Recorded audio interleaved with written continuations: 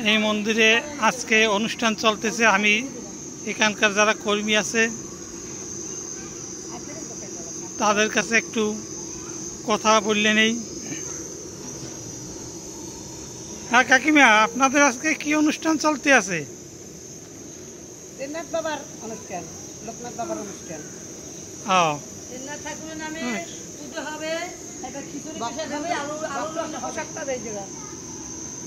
আলু রসা খিচুড়ি। আচ্ছা, আমরাও প্রসাদ কি পাবো? হ্যাঁ পাবে, সবাই পাবে।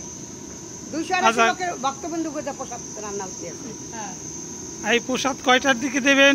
রাত 10টায়। তা আমি আবার রাত্র 10টার দিকে আসবো না আপনি প্রসাদ গ্রহণ করতে। এই আমাদের আরেক কর্মী আছে, এই সব বিষয়ে পারদর্শী।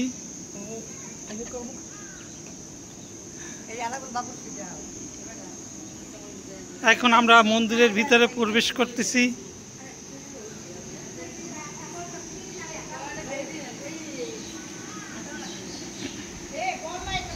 আমাদের লোকনাথ মন্দিরের সেবায়িত শ্রীমতী, কি নাম আপনার?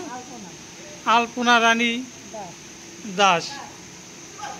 তার মুখে আমরা একটু কথাবার্তা শুনবো। হ্যাঁ বৌদি, এই মন্দিরে আপনি কতদিন আছেন? কত বছর দেখি আমরা একটু প্রতিষ্ঠাকালটা দেখি।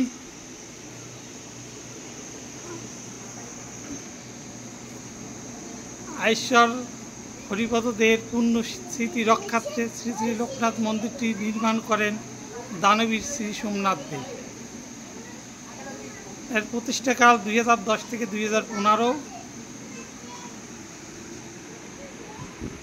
আমরা মন্দিরে বাবার বিগ্রহ একটু দর্শন করব।